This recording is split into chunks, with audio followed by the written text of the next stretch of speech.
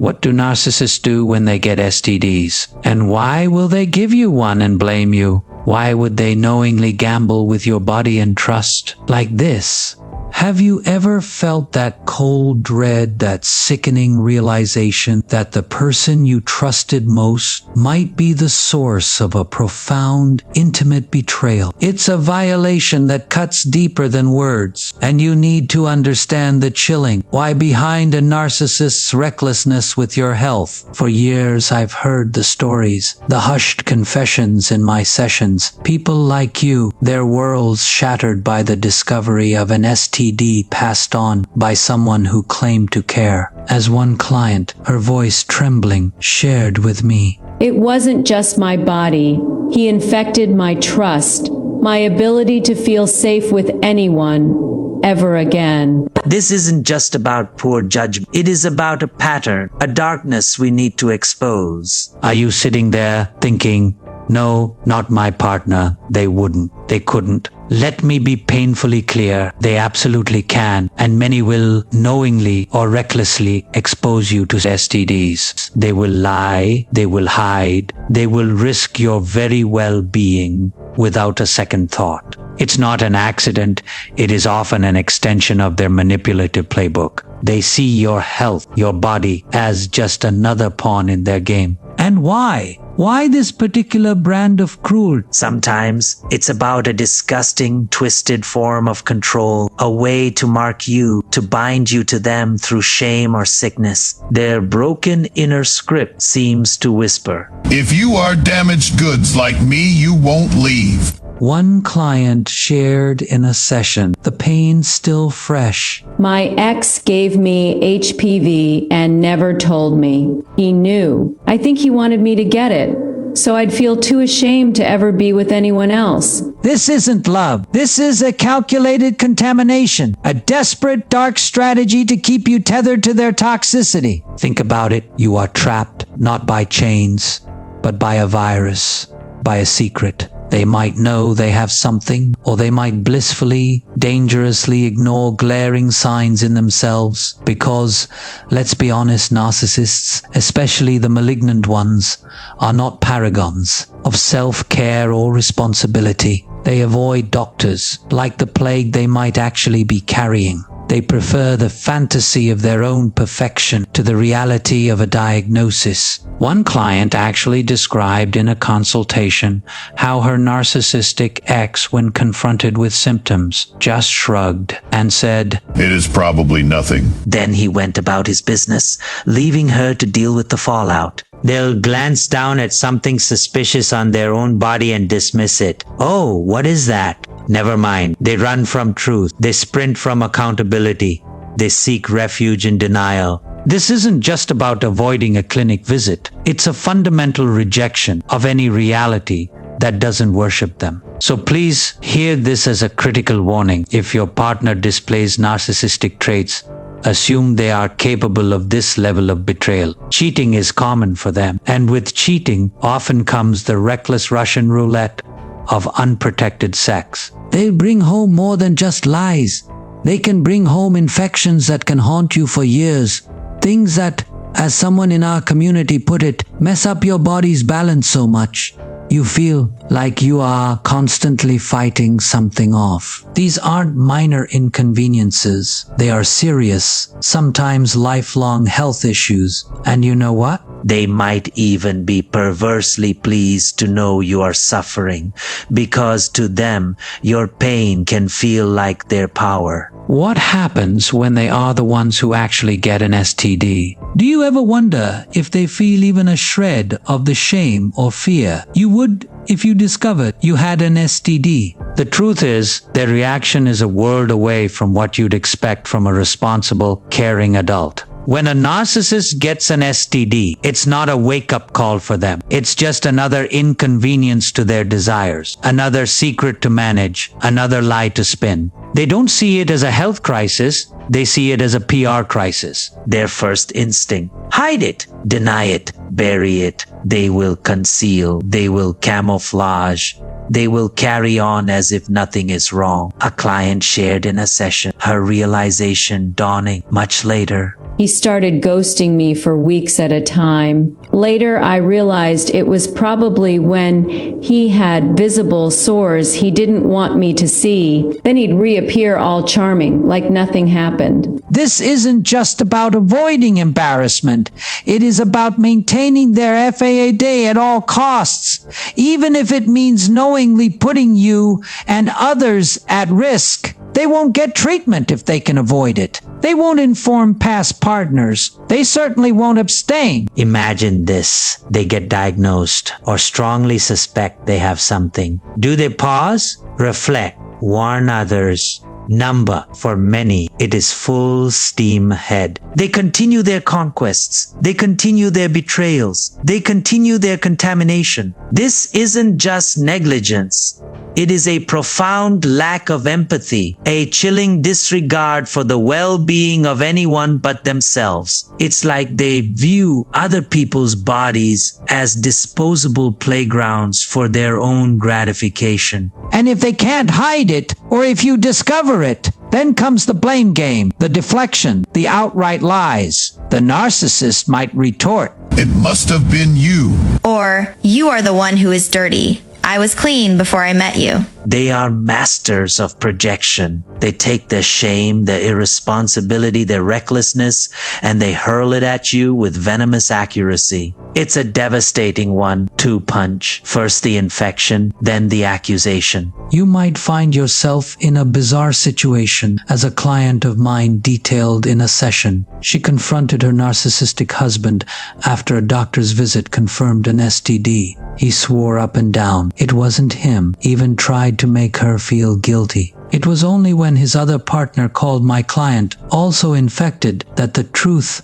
undeniable and ugly, came crashing down. He had infected them both and was trying to pit them against each other. This is the level of depravity we're talking about. It's not just about sex. It's about power, deceit, and a fundamental inability to care about the harm they inflict. How do narcissists actually transmit STDs and UTIs with such callousness? Have you ever felt like you are taking all the precautions, being careful, only to end up with a health issue you can't explain, and a partner who offers nothing but confusing denials? It's important to understand the specific ways narcissists facilitate the transmission of STDs and UTIs, because it's rarely accidental. It is a byproduct of their core traits. Their methods are a cocktail of recklessness, deception, and a profound disrespect for your boundaries and your body. First and foremost, there is the sheer promiscuity. Many narcissists crave constant validation, an endless stream of new admirers. They collect partners like trophies. As one person I counseled expressed, They're just out there all the time, going from one to the next, without a thought. this isn't about love or connection. It is about ego feeding. They hop from one bed to another, creating a web of potential exposure, and you, their primary partner, are often the unsuspecting final destination for whatever they picked up along the way. They don't vet their partners. They don't care about their partner's sexual history. They care only about the conquest. Then there's the aversion to protection. A client once lamented, and it is a common theme in these dynamics. He just wouldn't use them, no matter how many times I asked. Why? Because protection is an admission of risk, an act of responsibility, a slight inconvenience to their pleasure. It's also about control. They want what they want, when they want it, how they want it. Your request for a condom can be met with manipulation, coercion, or even anger. The narcissist might say, Don't you trust me? Or, it just doesn't feel as good. They prioritize their fleeting sensation over your long-term health. This isn't just selfish. It is a dangerous assertion of dominance.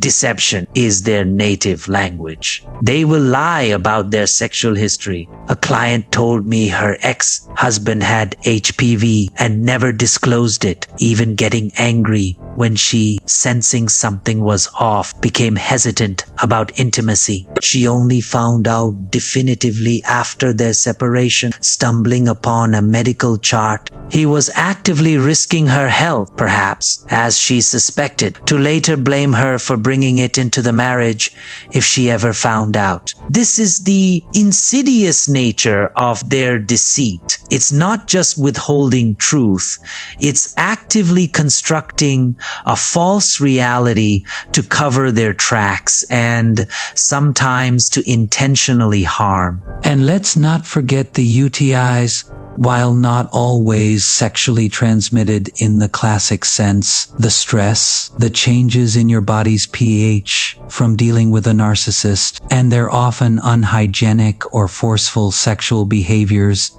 can absolutely contribute to recurrent UTIs and yeast infection. One client shared her hard-won understanding. I had constant bladder and yeast infections for years. It wasn't until after I left him and started healing that I understood how much his behavior, his disregard, even the way he initiated sex, contributed to it.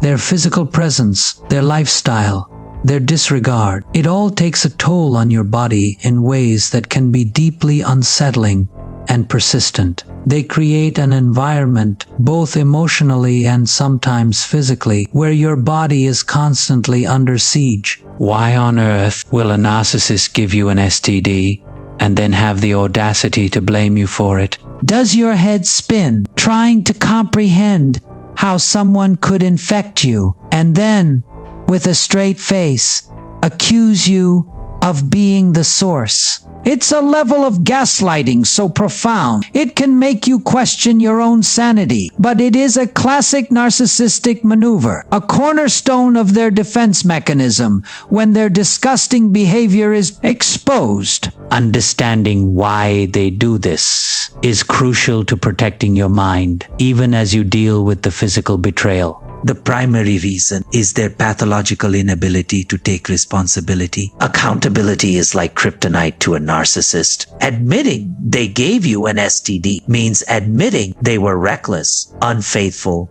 deceitful, and flawed things that shatter their fragile, grandiose self. They project, they accuse, they attack. It is an automatic, almost reflexive defense. As one survivor starkly put it in a session, He looked me dead in the eyes, knowing he'd been with countless others, and said I must have given it to him. It was me. it's textbook. This blame shifting serves multiple purposes for them. It deflects scrutiny from their own actions. It paints you as the promiscuous or careless one, thereby justifying their anger or disgust, which is really self-loathing turned outward. It's a way to control the narrative, both in their own mind and potentially to others in their circle. A client shared a harrowing story of how the narcissist reacted. My ex-partner developed clear symptoms after a trip I knew involved other people. They then launched a smear campaign telling mutual friends I was the unfaithful one who'd infected them. Even when my tests came back clean, the narrative was already set. This isn't just denial. It is an active campaign of slander to protect their image, even in the face of irrefutable proof. Furthermore, there's a sadistic element for some. Causing you pain and then blaming you for it can give them a perverse sense of power and control. They watch you suffer from the infection, then they watch you suffer from their accusations. It's a double injury. This is emotional abuse layered on top of a physical violation. They aren't just avoiding blame, they are actively trying to destroy your credibility and your spirit. As one client recalled, illustrating this cruel intent. He was trying to make it seem like I was the cheater so he could play the victim if I ever got sick. This highlights the premeditated cruelty some are capable of. And finally, consider their lack of empathy. They genuinely cannot or will not connect with your pain, your fear, or your sense of betrayal. Your experience is irrelevant to them, except as it impacts their needs or image. So, when you are reeling from a diagnosis, They're busy calculating how to spin the story. They don't feel your shock. They don't share your concern for your health. They only feel the threat to their ego. Their script is always about self-preservation, never about shared humanity or remorse. It's a truth that echoes through so many sessions, as victims often state. Narcissists are incapable of true empathy. They didn't care when it happened. They don't care now, and they won't care tomorrow. It's a chillingly consistent observation. What a devastating long-term impacts that go far beyond the physical scars. Have you found that even after the physical symptoms of an STD are managed, or even if you narrowly escaped infection, there's a deeper wound that just won't heal? The narcissist's betrayal in this intimate arena leaves behind a wreckage that extends far into your emotional landscape, profoundly affecting your trust, your self-worth, and your ability to form healthy future relationships. This isn't just about a medical condition, it's about a soul condition they inflict. The most immediate casualty is often trust in others, and devastatingly, trust in yourself. Victims often voice these agonizing questions. How could I have not seen it? Or, why did I believe them over my own gut? As one client confessed, the damage clear in her voice. I don't even trust my own judgment anymore after what he put me through. They don't just betray your body, they betray your perception. They make you doubt your ability to discern safety, to read people, to protect yourself. This erosion of self-trust is one of their most insidious legacies. They shatter your faith in intimacy, turning what should be a source of connection into a source of potential danger. Your self-worth can take an enormous hit. Being treated with such callous disregard, being seen as disposable, as nothing more than a receptacle for their recklessness, can leave you feeling tainted, dirty, or fundamentally flawed. One survivor shared in tears, a sentiment I've heard too many times. I feel disgusting, like something is permanently wrong with me. It's a heartbreaking testament to how deeply this violation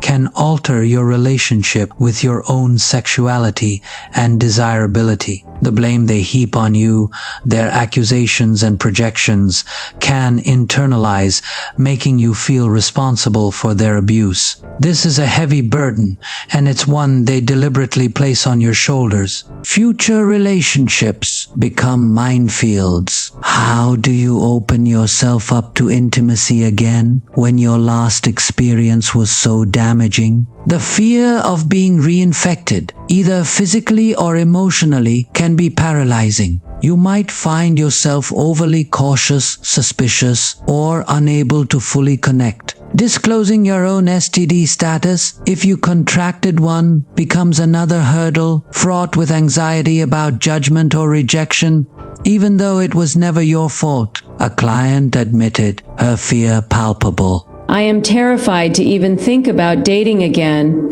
What if it happens all over? What if no one wants me now? It's a lonely path they force you onto, and the anger, the sheer burning anger and sense of injustice can linger for years. A common refrain from those betrayed is, The worst part is, he'll never admit what he did. Never say sorry, never face any real consequences. This lack of closure, of any accountability from their side, means you are left to process the trauma, the betrayal, and the consequences entirely on your own. They walk away scot-free, often on to the next victim, while you are left picking up the pieces of your health, your heart, and your life. It's a profound injustice, a theft of your peace and well-being that reverberates long after they're gone. How can you possibly begin to protect yourself and heal from this ultimate betrayal? Are you feeling overwhelmed, disgusted, and perhaps terrified about what to do next? How to reclaim your health and your sanity? It's a daunting prospect, but please know you are not alone, and there are concrete steps you can take to protect yourself. Begin the healing process and ensure these predatory individuals can no longer harm you. This is about drawing a line in the sand and saying, not today, not ever again. First, and this is non-negotiable, get tested immediately. If you have even the slightest suspicion, or if you know you are involved with a narcissist whose fidelity is almost always questionable, prioritize your health. As one client wisely decided after much anguish, a turning point for her. I am done with the what ifs. I am getting tested for everything, for my own peace of mind, regardless of what he says. Don't wait for their permission. Don't believe their denials. Your health is your responsibility, especially when they've proven they have no regard for it. Knowledge is power here. The next crucial step is no contact. Absolutely, unequivocally, no contact. A client shared, reflecting on her journey. Every time I broke no contact, I regretted it. It just prolonged the pain. And it's a common experience. Every interaction with them is a risk of further manipulation, further lies, and yes, further exposure. They are not going to change. They are not going to suddenly develop a conscience, as many have learned the hard way. And as one client succinctly put it, Narcissists will always find a way to make it about them, even your health. you cannot heal in the same environment that made you sick. Cut them off. Block them on all channels. Remove every avenue for them to slither back into your life. Seek support, both medical and emotional. Talk to a trusted doctor about your concerns and any symptoms. If you've contracted an STD, understand your treatment options. Equally important is finding emotional support. A therapist specializing in narcissistic abuse can be invaluable. Friends or support groups who understand can provide validation and a safe space to process the anger, betrayal, and grief. You don't have to carry this burden in silence. A core part of my counseling philosophy is that speaking about it is the first step to lessening its grip. I often tell my clients, I help so many navigate this very pain, and I know that opening up is crucial. Reach out. Rebuilding your self-worth is a journey. Remember, their actions are a reflection of their character, not your value. They chose to be reckless, deceitful, and cruel. You did not deserve this. Engage in self-care practices that reaffirm your worth. Rediscover hobbies. Spend time with people who uplift you. Challenge the negative self-talk that their abuse may have instilled. One client, after finally severing ties, declared with newfound strength, I am taking back my life. No more excuses for him. No more minimizing what he did. I am choosing me. That is the energy of reclaiming your power. Finally, be patient and compassionate with yourself. Healing from this type of betrayal takes time. There will be good days and bad days. There will be anger, sadness, and moments of fear.